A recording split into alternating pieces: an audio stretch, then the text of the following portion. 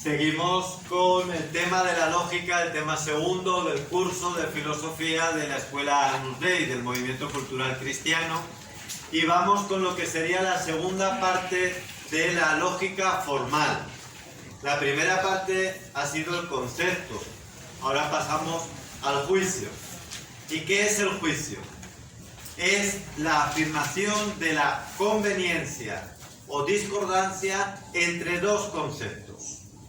Tengo dos conceptos distintos y por lo tanto tengo que ver si se conviene el uno al otro o si hay discordancia entre el uno y el otro.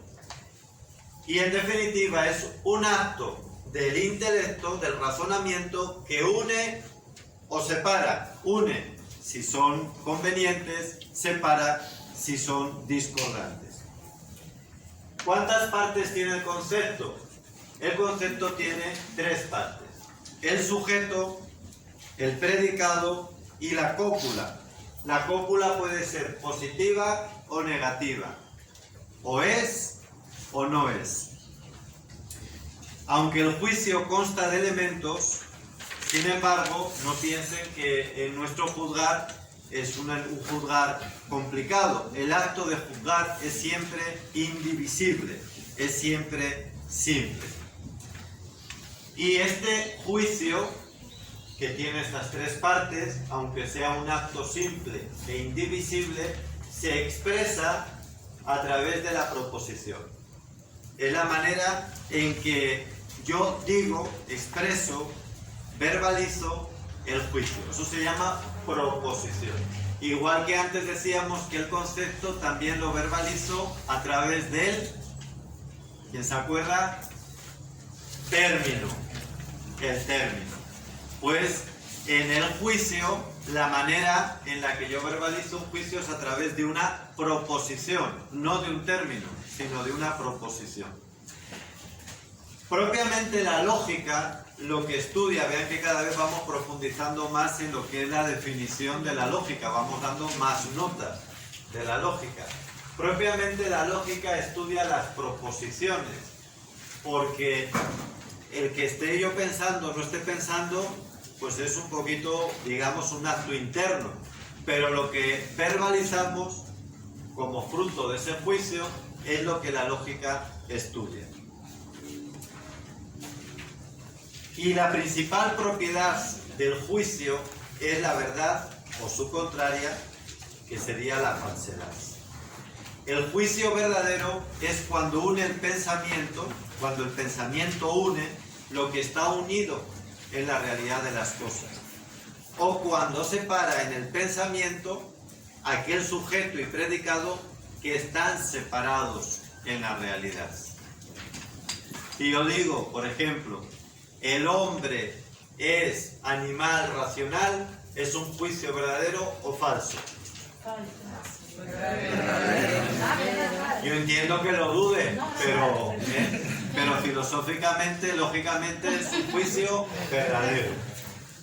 Hemos hecho una relación entre dos conceptos, el concepto hombre y el concepto animal racional, aunque sea compuesto, lo hemos relacionado, eso es un juicio, ¿verdad? Lo hemos verbalizado, es una proposición, y su cualidad principal es la verdad o la mentira. En este caso es verdad, porque hay una relación entre la realidad y lo que hemos dicho, el juicio que hemos hecho, por lo tanto es verdadero. Ahora, si yo digo el hombre es un ser espiritual, ¿eso es verdadero o falso? Dicho así es falso, porque el hombre es un ser corpóreo espiritual, no es solo espiritual. Muy bien, por eso decía Santo Tomás de Aquino que definimos la verdad lógica como la adecuación, la correspondencia del intelecto con la cosa. Y esto de nuevo vuelve a ser un signo distintivo del realismo en el que nosotros queremos estar, porque es lo más racional, porque es lo que el sentido común nos dice, el realismo que hemos llamado moderado. Adecuar la realidad con el intelecto, con la razón. Eso es la verdad lógica. Por supuesto, la escuela nominalista nos va a decir que eso es imposible. ¿Por qué? Porque para ellos no existe una realidad objetiva, sino que todos son conceptos, son nombres. Y por lo tanto, para ellos la verdad es elegir el mejor nombre adecuado, llamar a las cosas de la mejor manera, o como dirían hoy los contemporáneos, llamarlo de manera auténtica. Que tú te sientas auténtico y realizado. Y si para ti eso pues es un objeto espiritual que sale de ahí, un efluvio místico, pues tienes todo el derecho a decirlo. Porque si eso es lo que sientes, diría hoy un hombre de nuestro tiempo, fruto de este nominalismo que nos ha invadido, pues tendríamos que aceptarlo. Pero lógicamente es una lógica equivocada. Es algo que está mal, es una falsedad.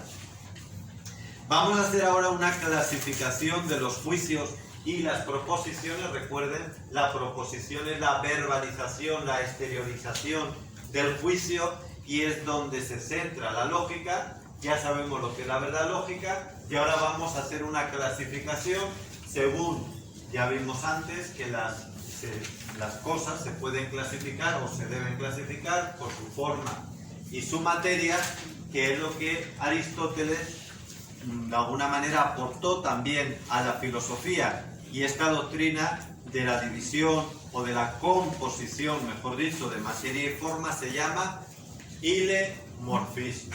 Ilemorfismo es una palabra compuesta pero va unida.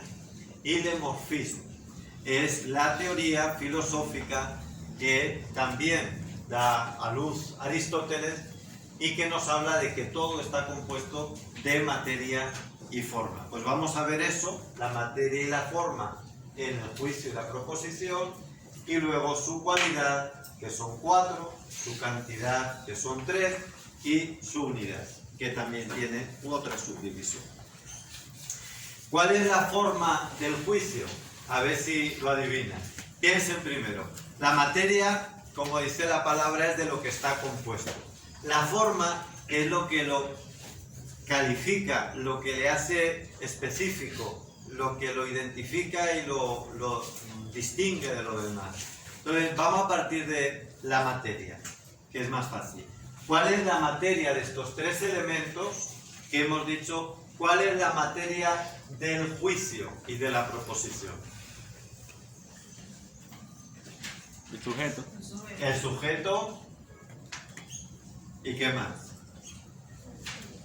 Y el predicado, las dos cosas. En un juicio hemos dicho 2 conceptos que relacionamos. Sujeto y predicado serían la materia. Y la forma, la cópula, porque la cópula es lo que las une ambos conceptos. El sujeto y el predicado. Yo soy hombre. Mi persona, Carlos, y el ser hombre, o sea, hombre, yo y hombre, es la materia.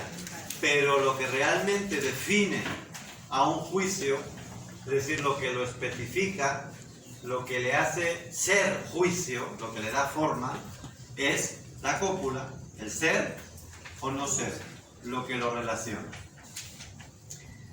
Eso es la primera clasificación.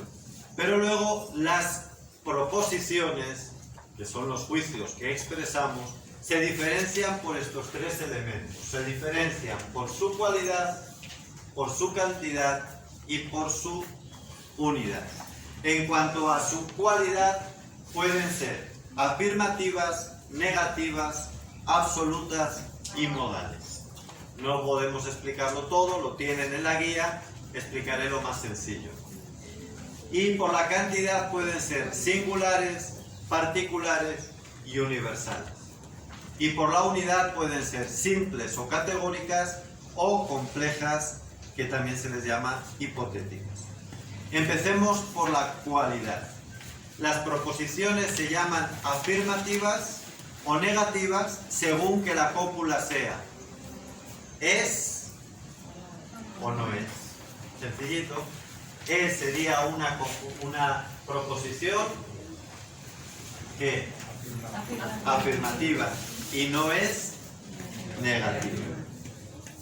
¿Para qué sirve la cualidad? pues determina la extensión del predicado. Y esto da lugar a dos leyes. Por una parte, la ley que dice que en una proposición afirmativa el predicado es particular y en una negativa el predicado es universal. A ver, en una proposición afirmativa el predicado es particular y en una negativa el predicado es universal. Las mentes matemáticas, ¿cómo se entiende eso? Yo soy hombre. ¿El predicado es particular o universal? Es particular. ¿Eh? Es particular porque está afirmando que usted no. Exacto. Se refiere a mí. Pero si yo digo yo no soy hombre, o mejor dicho, la silla no es hombre, es universal porque lo está excluyendo de ahí. La proposición negativa excluye al sujeto de la extensión del predicado.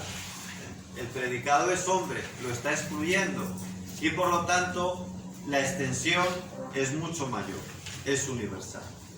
En cuanto a la cantidad, puede ser de tres tipos: singular, universal y particular. Según que el sujeto sea un individuo, singular, sea un individuo y todos los de su género, universal, o parte del género, y en este caso sería particular. Por ejemplo, Juan da clases. ¿Ahí qué es? ¿Singular, universal o particular? Singular. Cuando decimos todos los círculos son redondos, universal. Y cuando decimos, por ejemplo, algunas hipótesis son probables, particular. Muy bien. Y vamos por último a la unidad. En la unidad fundamentalmente nos tenemos que fijar en estas dos subdivisiones, que sería unidad o proposición categórica y proposición hipotética.